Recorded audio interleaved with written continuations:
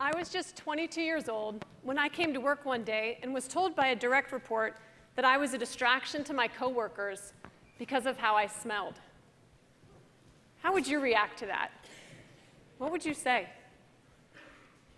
That was the year that I took command of a platoon of Marine Corps combat engineers.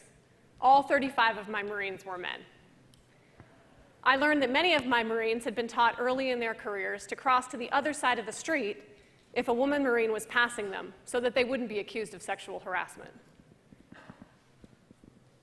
I learned that smiling at my Marines in the morning when I greeted them made them think that I was weak. And soon, I would learn that the best possible way for me to stand out as a high performer was for me to blend in with the men around me. Several months after I took command of my Marines, we went to a 6-week training exercise in the desert of California, rehearsing scenarios that would play out in real time 2 years later when we deployed to Iraq. We had just returned from a 1-week-long field exercise, think desert camping, but more explosions and no s'mores. And I had just taken my first shower in a week. I washed the grime off my body, I brushed my teeth twice, and I headed into the tent that served as our command post. It became quickly apparent that I was the only one who had prioritized the shower.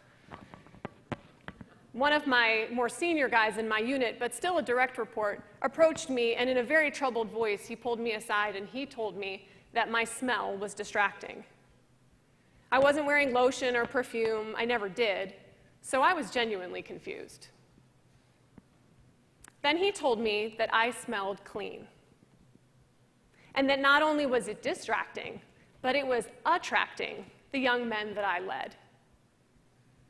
I knew that my wet hair was the offender. Wet hair carries a strong smell of shampoo.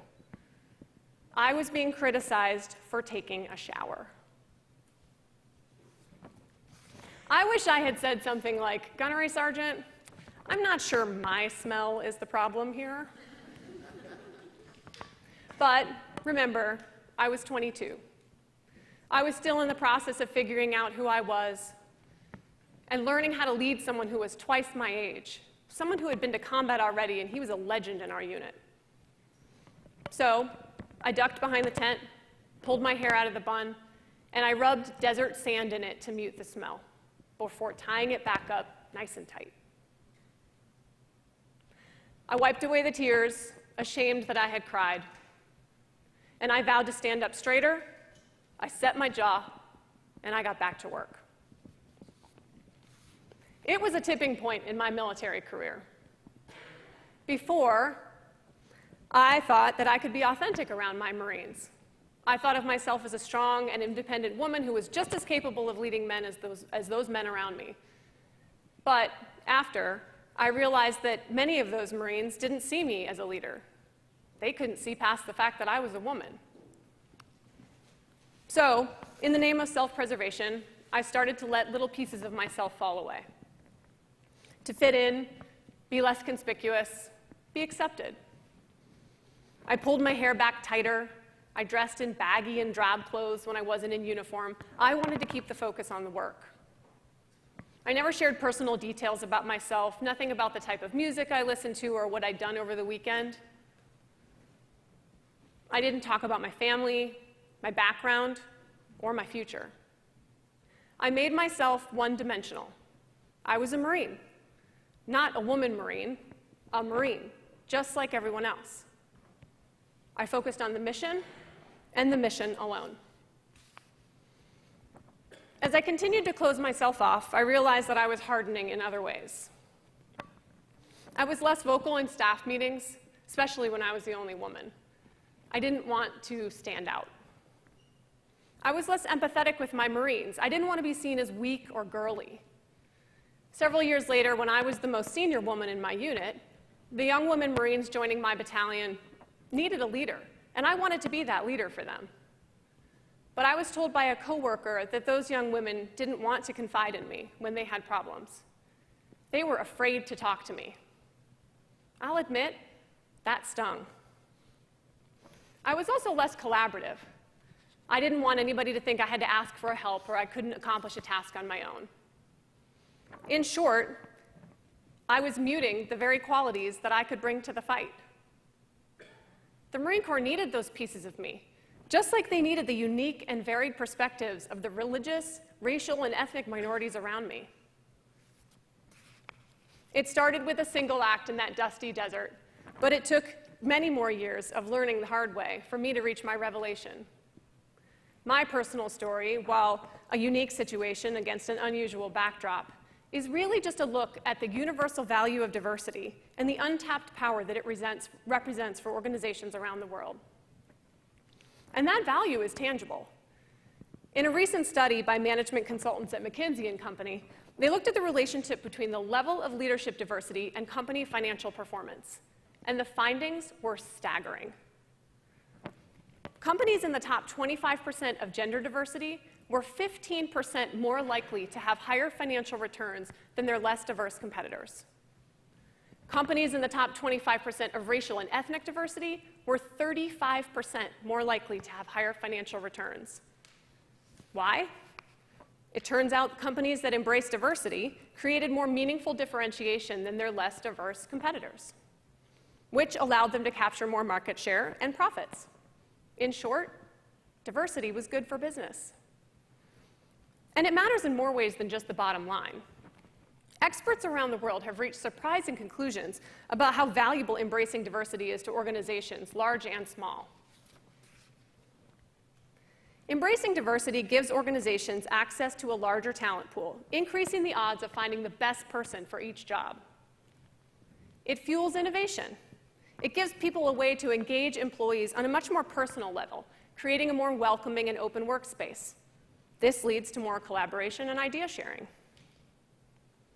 It also helps you understand new markets and customer needs by tapping employees who are true global citizens. This, in turn, drives productivity and results. Some of the biggest names across tech, finance, and engineering are responding to the data showing the benefits of diversity and inclusion. They're setting well-publicized goals around the number of women and minorities they're striving to bring under their corporate umbrella. But those are just numbers. We need the numbers, they're important, but in my experience, they don't tell the whole story. Reaping the benefits of diversity isn't going to come from goals and programs that have numeric goals alone. If an organization has 20 women, but 15 of those women report that they feel like they have to conform to the men around them in order to fit in, isn't it just like that organization really only has 5 women? What's the point of the number? If we really want transformation, we need to focus on building the kinds of organizations where people can be their true, authentic selves.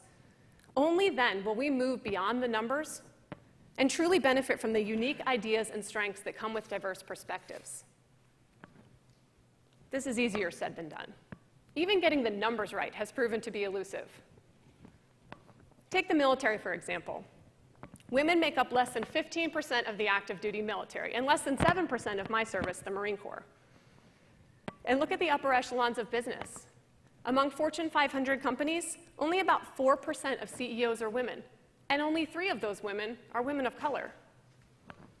And after decades of efforts to diversify corporate boards, their membership remains stuck at 88% white and 84% male. Now, generally speaking, women are not minorities.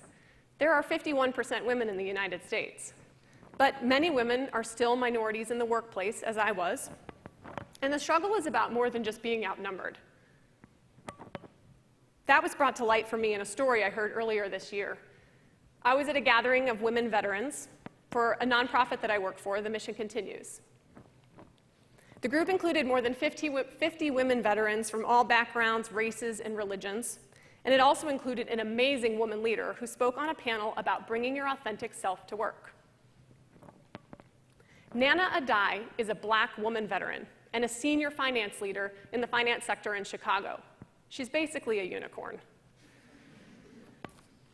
Nana told us a story about her transition from the Navy into the finance sector and about navigating the conventions in the workplace, trying to identify some rules of engagement that she was familiar with. In the military, you have your company mates, your shipmates, your tribe. But in the civilian world, there's no construct, and it's easy to find yourself on the outside. She looked for senior women leaders to model her behavior off of, but there weren't any. So she waited on the outside, she was cautious, and she took her time getting to know the culture to see where and how she could fit in. She wasn't herself because she hadn't yet figured out whether or not she could be. So people didn't get to know her. And Nana pointed out to us that when people don't know you, they don't think of you. They don't think of you for that special project, and they don't think of you for that next promotion. If you want to be thought of, you need to allow people to get to know you, the real you. The data conclusively show us how valuable authenticity is to productivity. So why is it so difficult to both keep diverse talent and create a culture where our differences are valued and can shine? Well, in part because despite the research findings, it's still not a priority. A recent trend study by Deloitte discovered HR leaders consistently rated inclusion and diversity as one of the lowest priorities on their minds. That's because issues like diversity and inclusion are highly complex, uncomfortable, and as I have personally found, emotionally charged. We all have to make a decision to commit to exploring our own vulnerabilities and personal weaknesses in a very honest and methodical way so that we can make the most of our strengths. Embracing diversity is a very personal test. That's a hard truth that I had to reckon with. And in 2003, it led me to my second tipping point. Shortly after my deployment to Iraq in March of 2003, I was reassigned to the United States Naval Academy, where I was an instructor and a leader of over 200 midshipmen, young men and women who are foregoing the typical college experience in order to train to become Navy and Marine Corps leaders. One of the courses I taught was focused on helping midshipmen understand the principles of being a good leader. We stressed in the curriculum that if a leader is trying to be something they're not, their troops see right through the act and lose trust, rendering them entirely ineffective. Halfway through my first semester teaching that lesson, it hit me. I was not living the message that I was sending. I was working so hard to fit the mold of what I thought was professional that I had lost many of the unique and particular traits that made me, me. Some of it can be blamed on the environment that I was in during my formative years in the Marine Corps. Individualism was not encouraged, especially for a woman. We were expected to be stoic. That was seen as a sign of mental and physical toughness. I was often told that I shouldn't smile for pictures because it didn't look professional. And to further complicate matters, my male Marines were fascinated by me. They were fascinated by my habits, my hair, my clothes, my painted toenails. They were so fascinated by the fact that I was a woman that they couldn't see that I was a Marine and their leader. I didn't like the attention that I got from my Marines when I let my guard down. So I tried to bury every feminine, friendly, or remotely human tendency that I had. It was exhausting, and it was changing me. So at that very moment, at my tipping point, standing in front of my class, I pledged to myself that I would work to rebuild the confidence and the self-assurance that would allow me to reach my potential. I would bring every ounce of myself to the fight, and I knew I would be a better Marine for it. I let go of the image I and those around me have of the right way to be a Marine leader, and I replaced it with a new image to live up to, that of me being completely, uniquely, and wonderfully me. I left active duty in 2007, but I still have deep appreciation and close ties to the military community. Really close. That's my Marine husband there in the second row. But it was my experience losing and finding myself again in the Marine Corps that has allowed me to truly be a leader with the organization I'm with now, The Mission Continues. It's a national nonprofit working with veterans. I'm now in a position with The Mission Continues to mentor and to lead those around me to my fullest potential, bringing everything I've learned and all that I am to the table. Our first Women Veterans Leadership Summit was life-changing for me. It was the first time that I had been around so many women veterans and felt as though I was completely and honestly respected and even admired for being myself. I've had the benefit of making and learning from a mountain of mistakes during my career.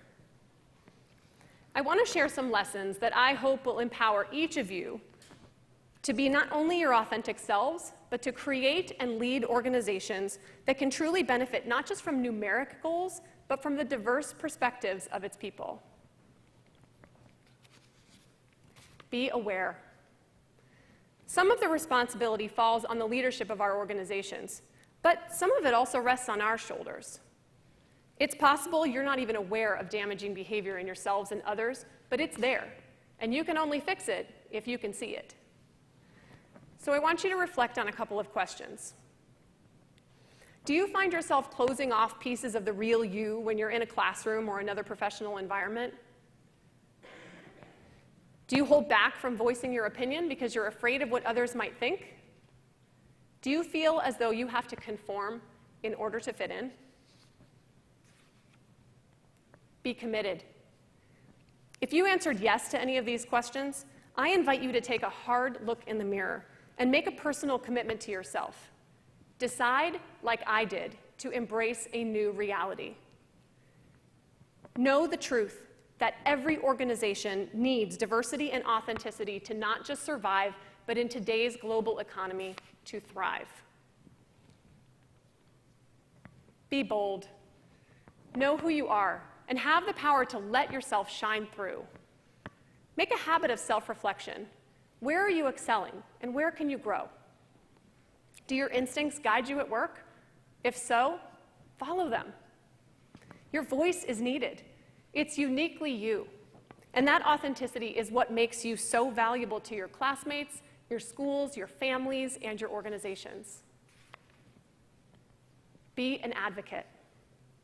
This is where the rubber really meets the road, where we can each rise to the occasion and not just be our best selves, but the kind of leader who encourages and helps others to do the same. Expose subtle, unconscious biases, and then methodically root them out of hiring decisions, compensation plans, and leadership succession planning. Look at diversity and inclusion from a wider lens. Diversity of thought, not just the traditional emphasis on demographics. I've wished many times since that dusty day in the desert that I had come up with my snappy comeback right then. I wish that I had shown my Marine in that moment that I was strong, self-assured, and professional, that his comments didn't intimidate me, and that they wouldn't change my actions. I didn't, but I won't miss the next opportunity. I've spent the years since then learning and growing, and as those chances have presented themselves in more recent years, I've been much better prepared. That's my hope for all of you. I don't want you to have that moment of regret and frustration when you realize that somebody is trying to stifle the real and authentic you. Let's commit together to creating a new reality for our generations and those to come. A reality where diversity is so much more than a quota. Where men, women, Black, white, Muslim, Buddhist, gay, and straight team members feel completely confident lending their true and authentic voices to the conversation. Only then will we live up to the full potential of our diversity. Thank you.